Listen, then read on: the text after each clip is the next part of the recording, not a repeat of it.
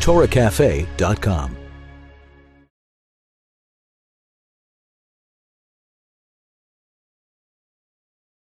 Let's talk about God. Is God masculine or feminine? In other words, is God completely transcendent from the world?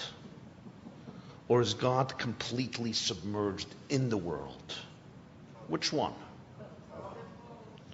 Both. Okay, Jewish answer. They can't give up anything. Give up something! Come on! Ay, Gewalt, Jeden.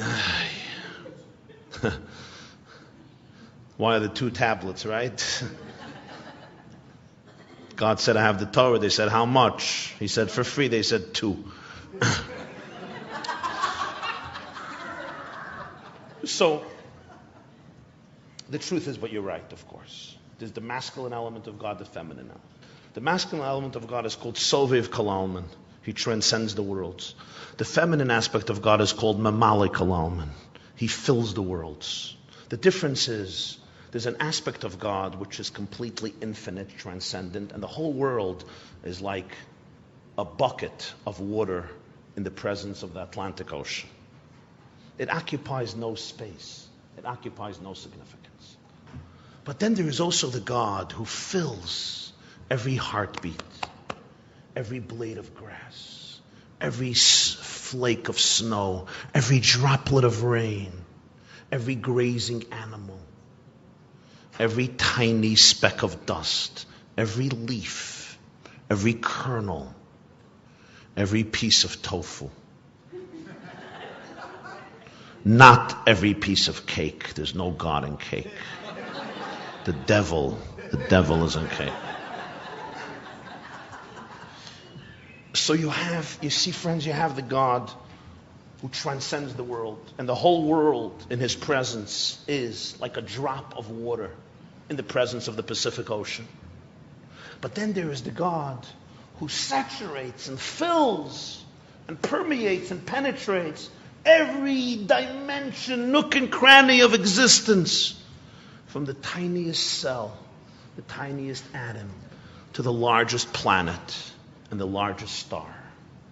This is Mamali Kalam, and he fills the worlds.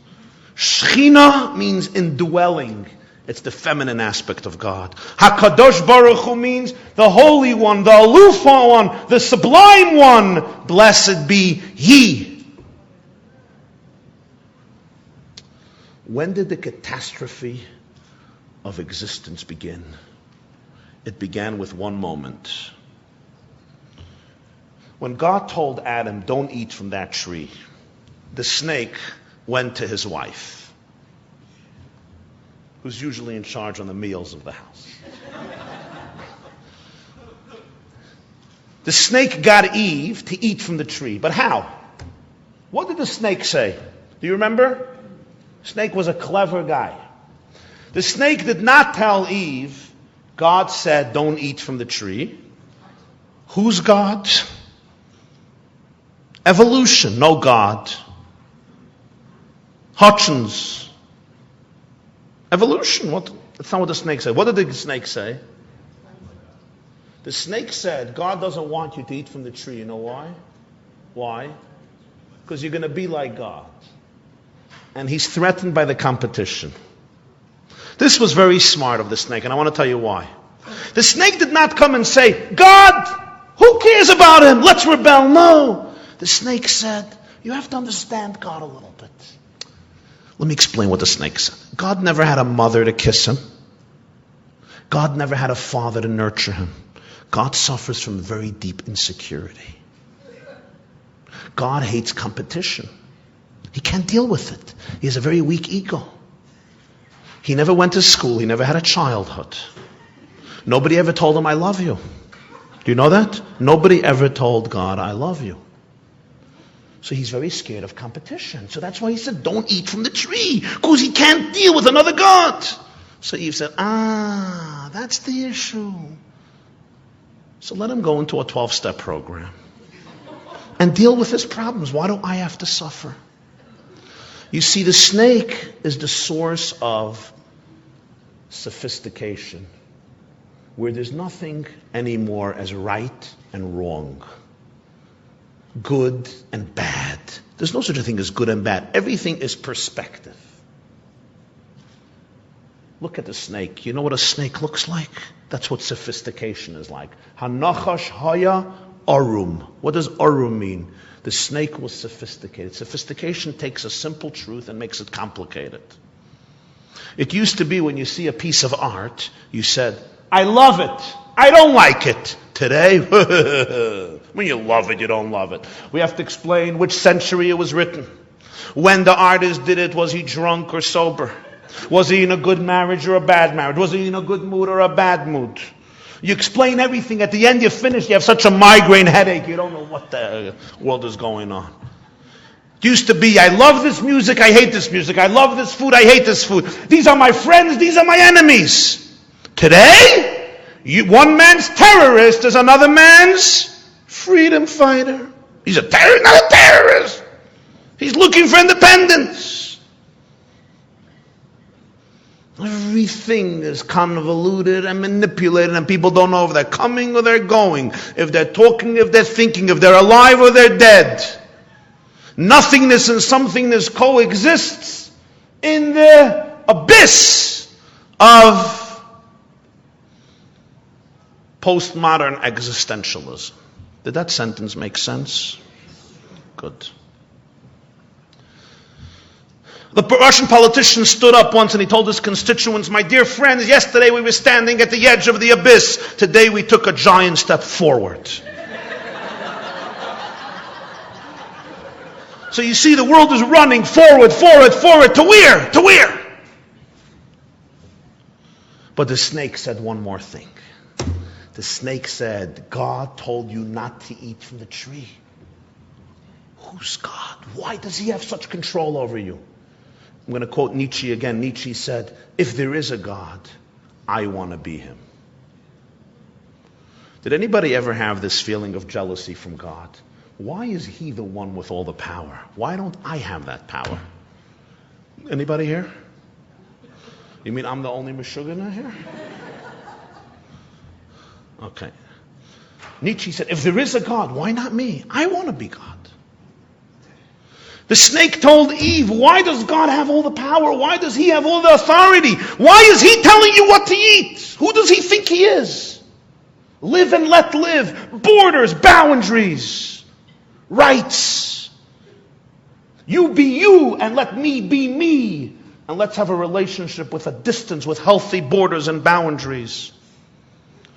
The serpent argued for democracy, for self-expression, for self-actualization. The serpent was the first one who argued, let God mix into his business and let me be me. I want to eat it. Not a bad argument at all. The serpent was the father of enlightenment. The serpent made one mistake, and this is where the beginning of the dysfunction of existence is. The serpent did not understand, and Eve did not understand, that HaKadosh Baruch Hu and Shechina are the same God. And that's why we get married. Before each mitzvah, we say it in the morning, L'shem Yichud Kutchabrichu Ushchinte. We're doing this to unify the masculine God and the feminine God. We're doing this to create a marriage. What type of marriage are we trying to create? The God above and the God within are the same God.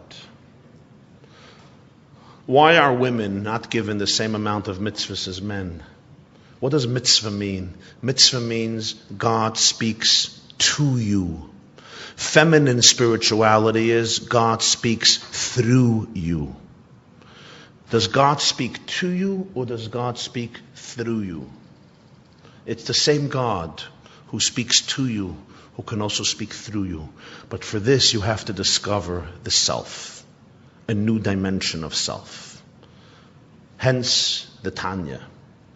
The Tanya came to open up windows to the deeper layers of human identity, to show that the core of the human eye is a mirror of the divine eye.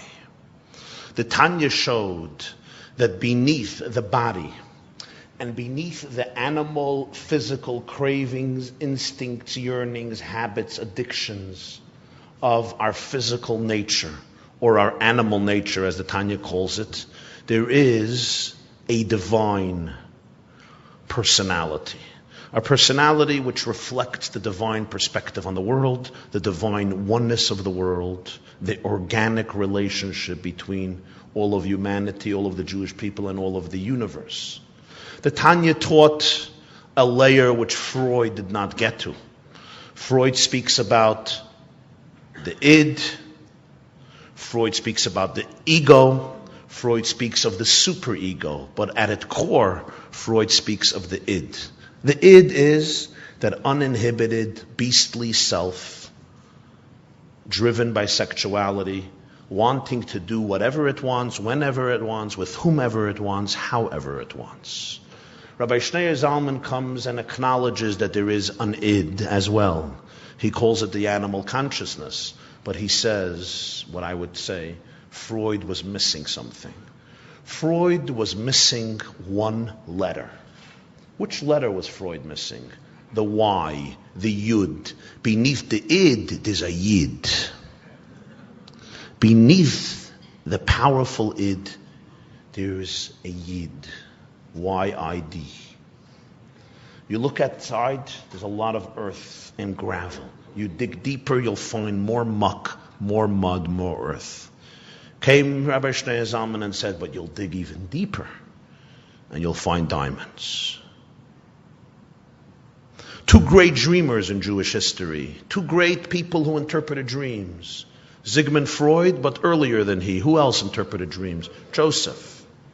Yosef has 4 letters in his name. Yud, Vav, Samach, Fei. Sigmund Freud is an acronym of 2 letters. Which letters? Sigmund begins with a Samach. Freud with a Fei.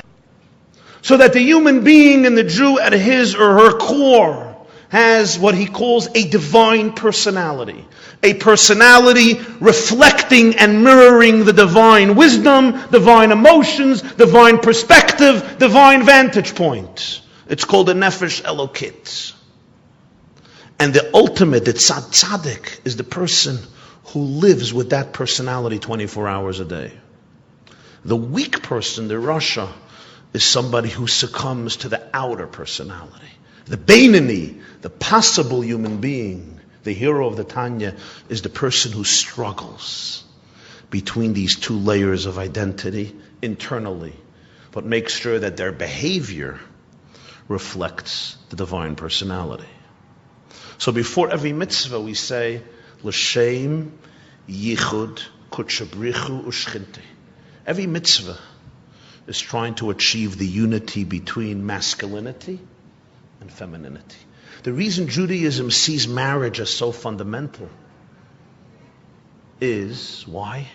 When a man and a woman get married and they get along, you know what you're doing? You're not just getting along.